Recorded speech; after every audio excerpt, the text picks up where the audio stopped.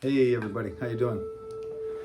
So we're getting into early summer now, and this time of year is always big in uh, our native spiritual communities for um, what we call high ceremonies, for vision quests, Sundance, some of the larger ceremonies that we do.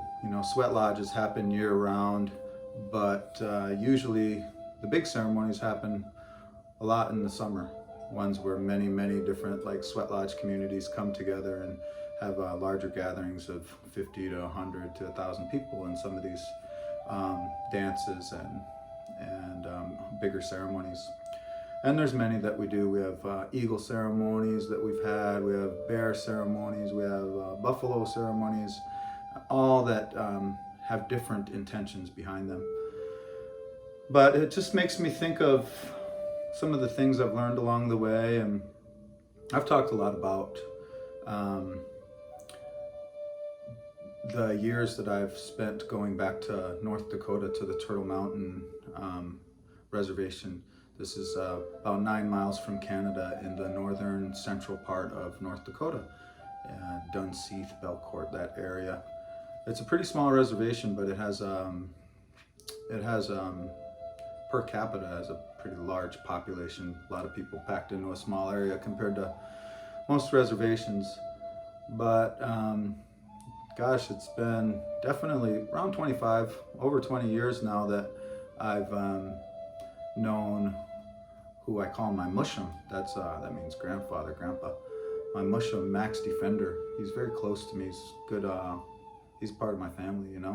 And he lives here near me, near Portland, Oregon, and he has for 30 plus years. I don't know how long exactly, maybe close to 40 years, and raised some of his kids and grandkids out here, his wife's kids and grandkids. Most of his boys, his children, are still on the reservation or close to North Dakota anyway.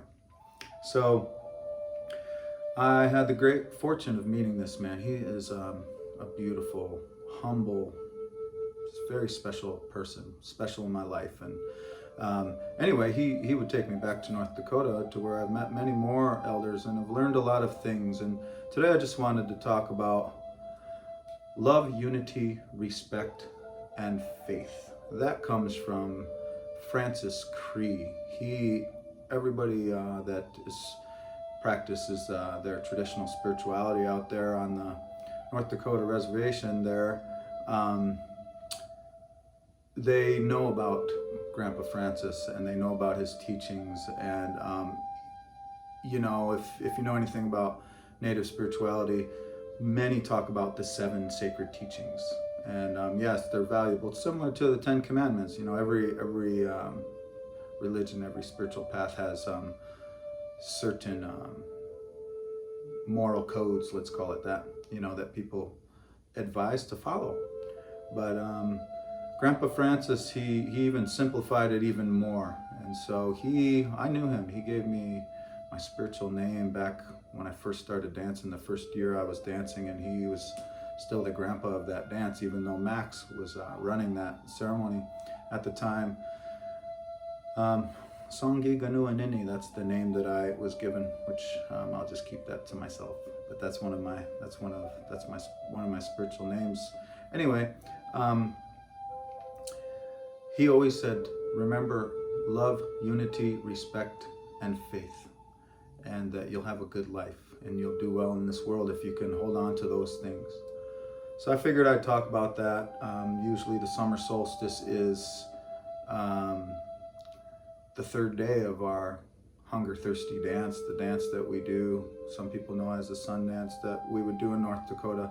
This year, there's been 2 years where we have not had it because of the pandemic and everything, but next year I'm sure we'll start back up. And but it makes me think of that. It makes me think of that dance and those teachings and things like that, because the longest night, or no, is that the shortest night? The shortest night, the longest day, that's when we would have our third day of our dance, and dance and pray and sing to the Great Spirit. Anyhow, Love, unity, respect, and faith. Always remember those things. So I just wanted to touch on those things. Love. Some people, that's what Max would say, the Great Spirit, that's what the Great Spirit is. The Great Spirit is love. Sometimes he will just call it the Great Spirit of love. And I think many of us know it's the most important thing. It's the most important thing that there is in this world. Love for ourselves, love for each other, love for this earth. So we'll keep it simple. And then respect. And there's a lot of different ideas of what respect is as well. Self-respect, honoring yourself. And one of the things that another good friend of mine who walks this path with us, he would always say that respect, isn't something that you understand and then you demand from others. Respect is something that you give. And that's a big thing when you're thinking about respect. Many people, I think, interpret that as, respect, and then go around trying to, oversee and determine whether or not everybody else is being respectful. But when we respect, first of all, when we respect ourselves, we honor that we were given the gift of life, right? We honor, we try to do the best we can every day with this great gift that we were given to live here. And we do that, and we honor the Great Spirit, but we also honor ourselves when we treat our bodies with good health. We pay attention to what we're doing and what we're putting in our bodies, how we treat our bodies. We give ourselves compassion and love. That's another form of respect, is giving ourselves leeway when we aren't perfect. And of course, again, just respecting others and remembering that, and also respecting the earth. We don't just throw our garbage out the window, that's partly why we try to, we recycle. All these things are different aspects of respect, really honoring all of the things that we were given, the gifts we were given. So love, respect, and we'll go with unity next. Unity is something that I hold dear in my heart. I kind of feel that it's one of the things that I was brought here to understand, embody, and share with people, is this concept of unity. And just, throughout my whole life, the way that my mind works, thinks about that way. And a lot of that has to do with being able to look at our fellow brothers and sisters in their eyes as if we were looking at ourselves, in the eyes of, if we were actually looking at the Great Spirit, whatever we see that as being. And that one, I feel like, has been especially hard in my lifetime. The past couple of years, there's a couple of big subjects. There's the presidency, and all of what that past several years has entailed, and the pandemic has created the biggest divide that I've witnessed as an adult, especially in my entire life. That people's views are so strong that they genuinely seem to have hatred toward another person because of their views aren't the same as theirs. Their choices aren't the same as theirs. And that, to me, is something that we really have to be careful of. And when I talk to my spiritual elders and stuff, and they say that, everything has a purpose, has a meaning, and we talk about the virus that we all had to deal with, and we talk about that. I've always felt that's not a bad thing. That virus isn't a bad thing. It just happens to be bad for humans. And we always look at, We tend to look at things as good or bad or harmful or not harmful based on what it's doing to us. But in the grand scheme of the whole, the whole planet, all of existence, is that a bad thing? It's probably actually a very cleansing thing for this earth if we're not thinking of it on a human level or on how it affects us. That's definitely been my take. Doesn't mean I don't care about people, though. It doesn't mean that I won't do my part to try to be safe and considerate of our elders and people that potentially might be at risk and things like that. Anyway, and my grandpa Max, he would say that this thing that came, it came because the human beings need to learn about unity. Need to learn about unity because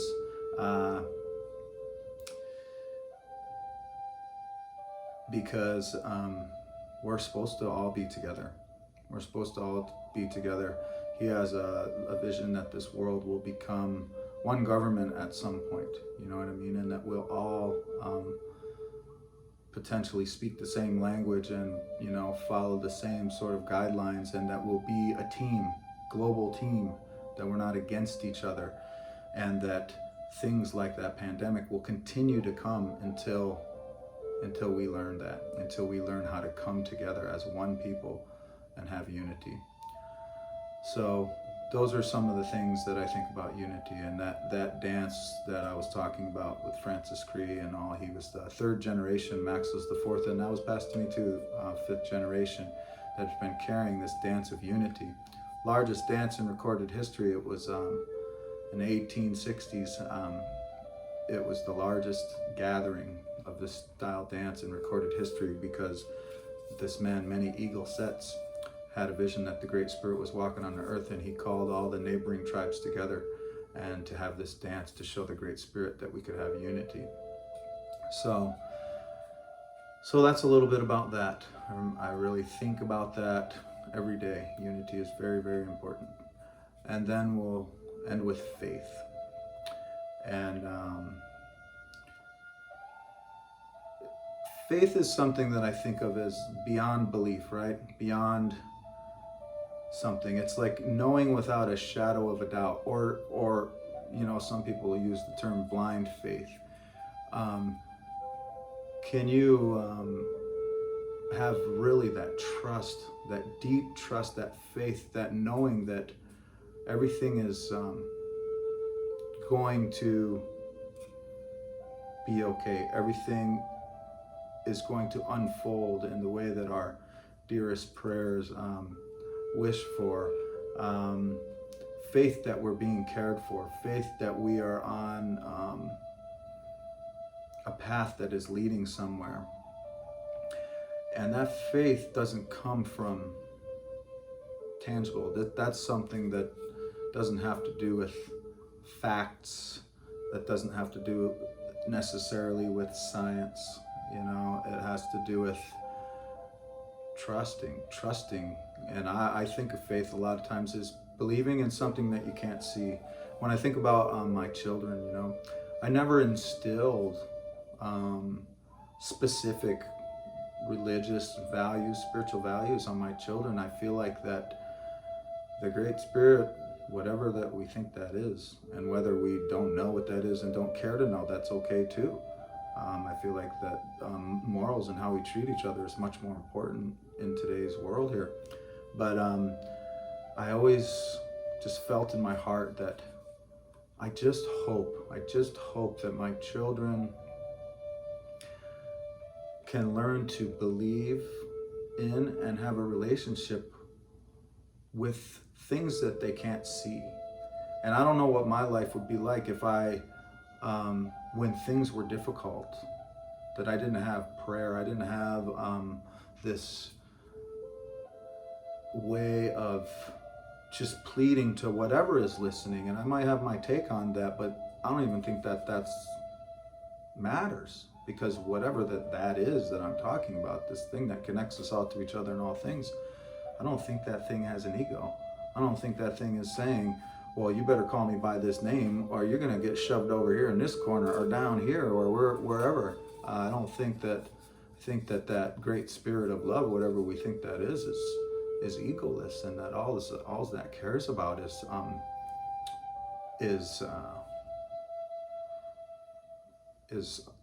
just love. Love, like that. That thing just wants the best for us, and having faith in that, having faith that when I put that sincerity out into my prayers, into my dreams, into my desires, into the health and healing of all of us, and this planet, that's heard, and that's not something that is one-sided. That's a real, maybe it's different in other spiritual practices, but in the ones that I've been practicing, or my beliefs, that this thing is a relationship. This is sacred reciprocity. This is what we give comes back, and what when we don't just ask for something like pray or whatever that we do. We don't meditate on something and then just kind of stand around and hope that we're heard at some point, and maybe someday we'll, like, the thing we asked for will show up or something. But we're learning to listen. Actually, tomorrow or the next day, I'm going to go out and do what I guess most people call it a vision quest, or sitting on the hill, or just taking a time out. We fast, we pray, we get close to the Great Spirit, leave our phones at home, leave the food at home, leave the water at home. We just go pray and get close to the Great Spirit. And that's about listening. And so prayer, or again, faith, this thing that I'm talking about, or meditating, to me, it's not just about asking. I think that we missed something along the way, where we just think that we're just supposed to ask and maybe someday all that stuff will come to us, or our dreams will come true, or our prayers will be answered. But it's listening, and we listen through our hearts. We listen through nature. We listen through our dreams. We listen through meditation, and we're being guided every step of the way. Nobody has to adopt my beliefs, but I wholeheartedly believe that we're being talked to and led and guided every step of the way. And part of the reason why I'm going on the hill, or going to sit and take a time out from things for a while, is because I lose some clarity. My ability to listen gets less. Or, have you all felt like different periods in your life where you feel just such a connection to spirit? You feel like led, certain times of your life, certain moments in your life where you really just feel like, man, I really feel inspired right now. I really feel like I'm on the right path. I really can feel like the universe is responding, and I'm communing with this. I don't know who feels that. I'm in my own little world here, but I hope that a lot of you feel that. But then there's times where it gets a little diminished, right? It just could be life circumstance. It could be hardship. It could be grief. It could just be the weight of life. It could be stress. It could be work-related, relationship-related, marriage-related, whatever. But it's not that the Great Spirit or the universe or, is talking to me less. It's that my ears are closing off a little bit, or that it's just my head's so jumbled up with other things. So I just wanted to throw that out there too, that these things are reciprocal. Not only do we just pray and just hope that something's happening, we are creating a relationship. Our spiritual practice, my spiritual practice, the biggest part of that practice is understanding that there's a relationship that is happening. We're learning to commune with the unseen things, the unseen world. We're learning to find meaning in the things that we see, the things that we smell, the things that we sense, the things that we hear, the things that we feel, things that we dream about. All of that to me is faith, because it has to do with um, things that can't be proven, can't be proven.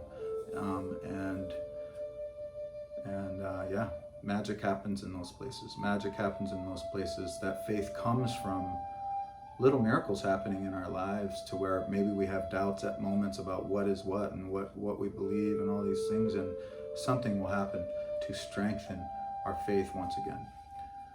So that's that. And so that's all of them: love, unity, respect, and faith.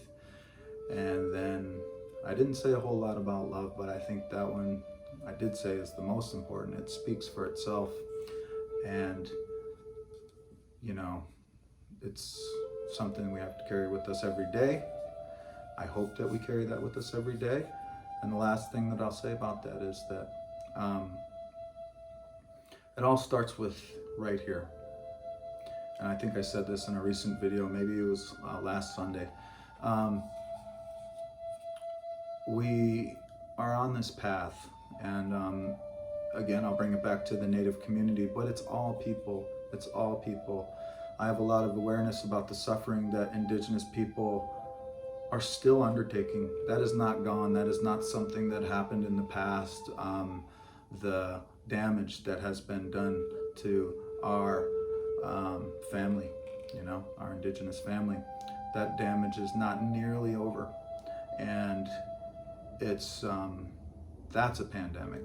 That's a pandemic. That's an epidemic. That is something that is really, really, a lot of work we need to do to continue to heal from that. But guess what? It's everybody.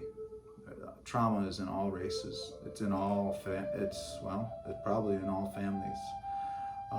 Boy, I feel blessed to have known those things in my life and in my family, and to have had love from both of my parents. I mean, that's such a blessing, and I think that that's so taken for granted in a lot of mainstream America. But we know, if we don't have it in our immediate family, we know somebody who has dealt with abuse and trauma, and have had these hardships that we have to overcome and heal from.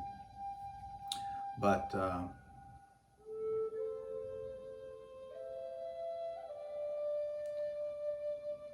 we have to learn to love ourselves so that we can get back to loving others, and so that we can love and care for our earth. Some days it's feeling like it's almost too little too late, and anytime we watch those those environmental documentaries, boy, it's just almost discouraging. It's almost, it's very scary, because it seems like we have to make a pretty immediate change in order to, to be able to turn the tide, so to speak. We're right here in Portland right now with record heat right now, world record heat. I think 115 degrees today, and I'm gonna have to go out and fast in the ceremony in this heat, but that's okay. Just make me pray more. But it's real.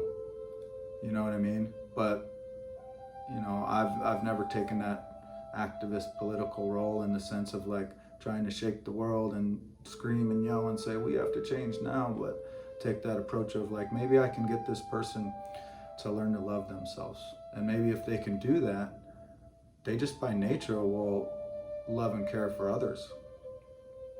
And then when I love myself and I have self-love and I pay attention to the choices that I'm making, I notice that when my choices hurt others, my choices hurt this earth, I feel it.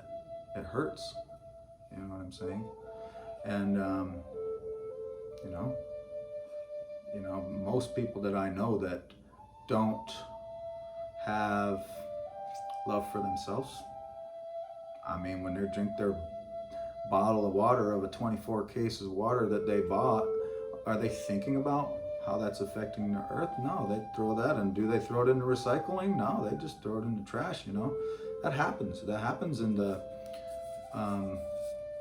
those poorer environments. You know, it happens, you know, and even in Puerto Rico where I'm from, you know, they don't have recycling on that island. I don't know. They don't know. They've never set up a system, and that's I think that's in Hawaii too. There's a lot of places, but anyway, I think you understand what I'm saying. You know,